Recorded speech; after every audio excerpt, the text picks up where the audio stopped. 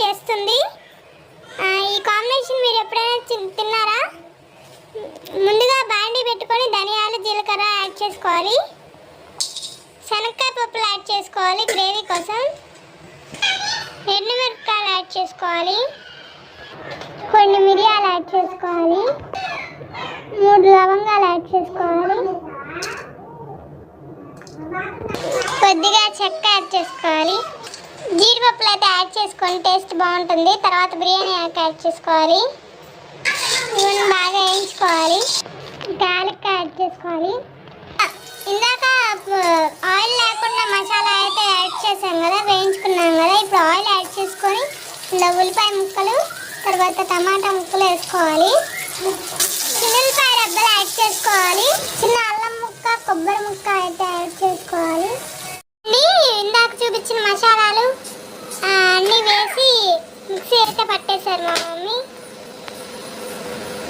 ఇక్కడ పక్కన చుక్కకూర ఉడికించి రెడీగా పెట్టారు.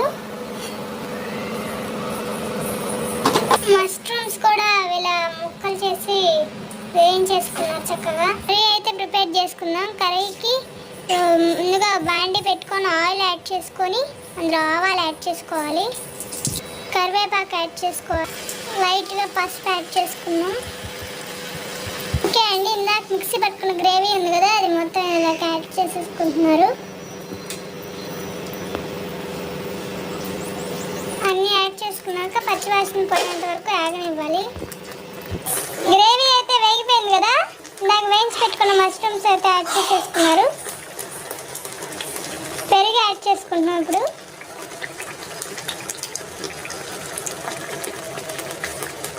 ఉప్పు ఆల్రెడీ మిక్సీ పట్టేటప్పుడు వేస్తారండి, అందుకని ఇప్పుడు కారం యాడ్ చేస్తున్నారు. కొంచెం నెయ్యి యాడ్ చేసుకుంటున్నారు.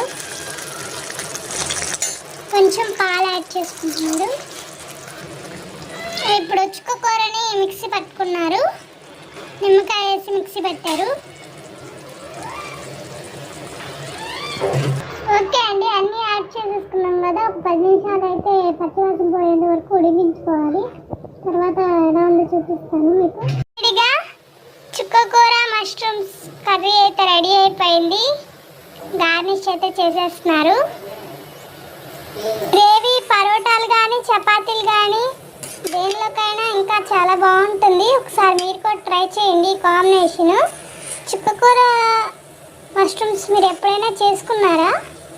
చాలా బాగుంటుంది. ట్రై చేయండి. మీరు తప్పకుండా లైక్ చేయండి, షేర్ చేయండి, సబ్స్క్రైబ్ చేసుకోండి. Bye friends.